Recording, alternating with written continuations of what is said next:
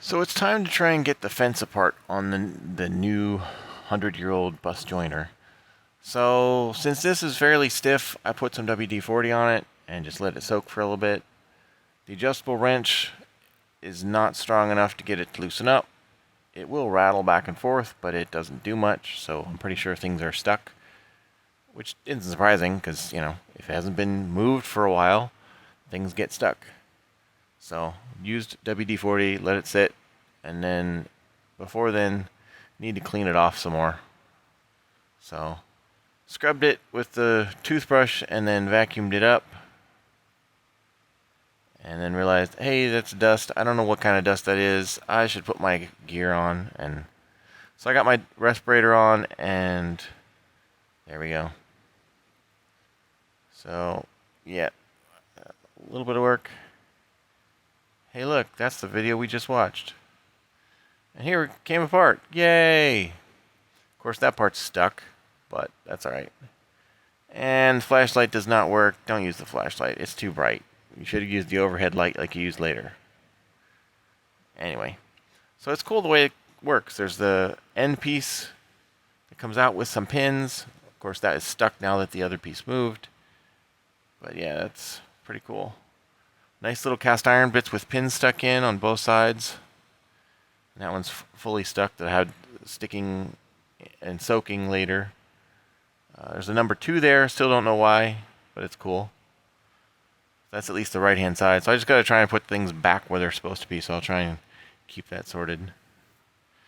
And WD-40 and trying to clean things up. And on this side there was the threaded rod and then washer and then the fancy cutoff nut with the captive wrench.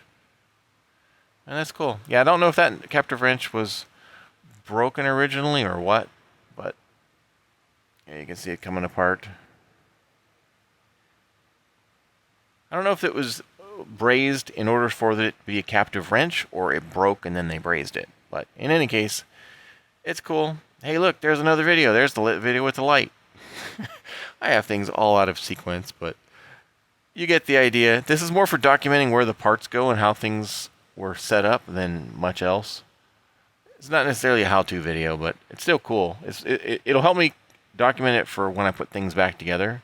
And also, if anybody else has one, they need to see where the parts go. That is stuck. It does not want to come off. So we're just going to let that sit. But, yeah, very cool. Lots of little dust here and there. I like the fact that it was used. The nuts were made with a lathe. It's very cool. And that's it. Alright, well, that came apart except for that spot. You can tell this was really old, or put together really old, because this is from a 6-sided bar, and you can tell that side is completely flat where they parted it off, and this side is rounded over.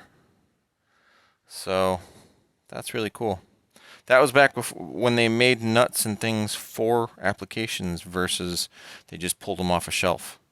So that's kind of cool. And it's interesting how much paint is still on here. I don't know what kind of paint it is. There's like grayish paint. And who knows how old the paint is or if the paint is original. Because it looks like there's black paint underneath the gray. But the way this goes is this was on the end, or I should say on the outside of this piece. This piece is currently still stuck in there. There is a rod with threads on both ends that go through these pieces that look like this. So on this side, this goes on the other side, but it would have been like this. And then the flat nut up against with the end of the threaded rod right up against there. This pin went in that hole, and then this came up in the center, and this part went the whole way across. And I figured out the reason there's holes in this casting, that is where the pins go. So theoretically, if the pin is stuck, you could get in from this side, I think, and tap it out, because that's like that on both sides. At least I suspect that's what it is. So when they drilled it, they either came in too far, or that's just how far they did, because then they could theoretically get in and knock the pins out if it got stuck. But yeah, so then on this side, which is where this one is supposed to be. And there you can see, I think you can see the black paint if it stays up. There's the black paint, and then over top of that is a gray paint. So I suspect the original was black, so if and when I repaint this, I might go black, I might go gray. I'm not sure. But you can see the milling marks. I think those are milling marks. It could be saw marks, but it could also be that's where they used a shaper to flatten that off. Because back then they would not have had a lot of the milling machines, but they would have had horizontal shapers. But yeah, that's either saw marks the whole way across, that's very regular, or milling marks. But still very cool. So this goes in this side, and then again this pin goes in here, and then the threaded rod comes through, and then on this side there was a washer,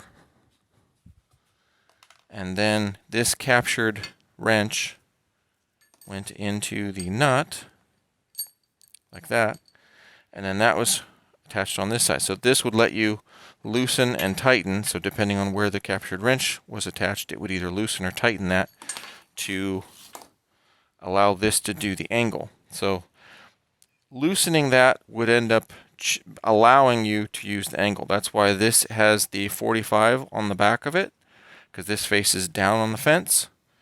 And yeah, that's kind of cool. And it's in really good shape. I mean, there's tiny bits of rust. I still may run some of these loose pieces once I get it all disconnected and cleaned up. I still may run this through Evaporust. I don't think I really need to do that. I mean, there's some bits where it's a little bit rusted where the paint was. Probably where sawdust accumulated. But even that may just be, yeah. So we'll see. I'm definitely probably going to wire wheel it once I get to that point and get things sorted.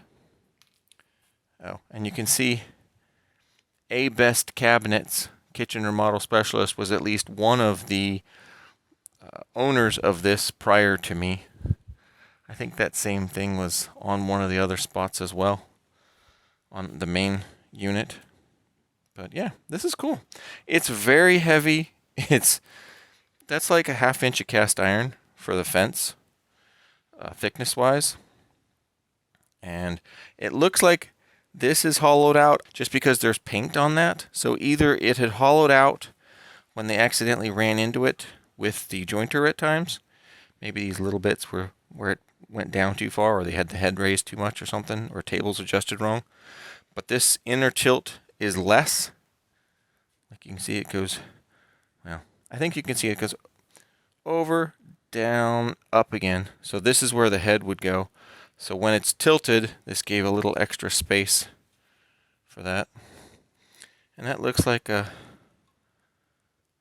097 or something in the casting. I'm not sure. There's not much else on it. Oh, other than the number 2. There is a number 2 stamped there.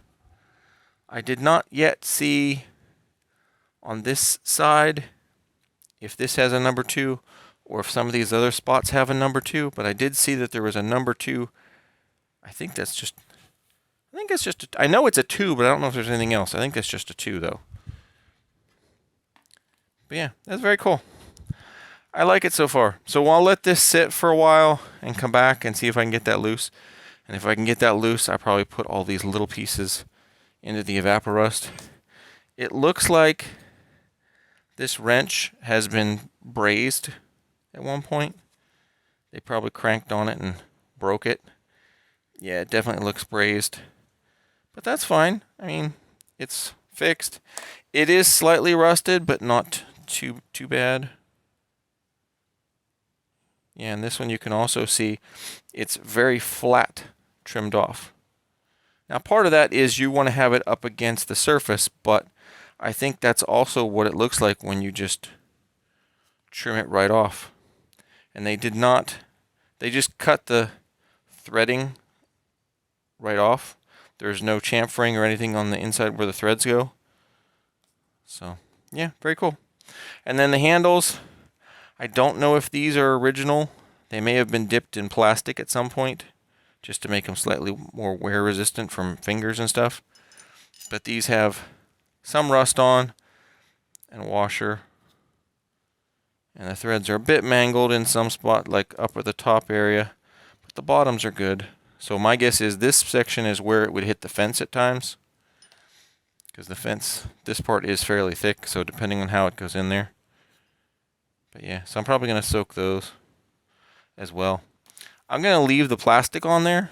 Well, maybe I won't soak that. I'll just try and scrub it, because if evapor rust and stuff gets up in there, I will have to take all the coating off in case, because I don't want to have liquid up underneath and get stuck. That would be bad.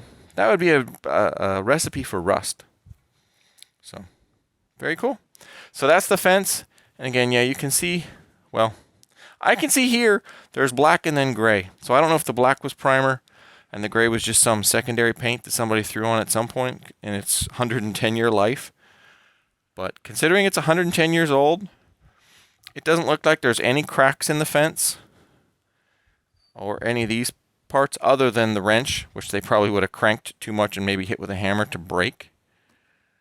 As it was, I had to use this to take it off because this was a bit tight on there. Probably because it was tight on there, and it's definitely tight on there because that won't even come out yet. So, very cool.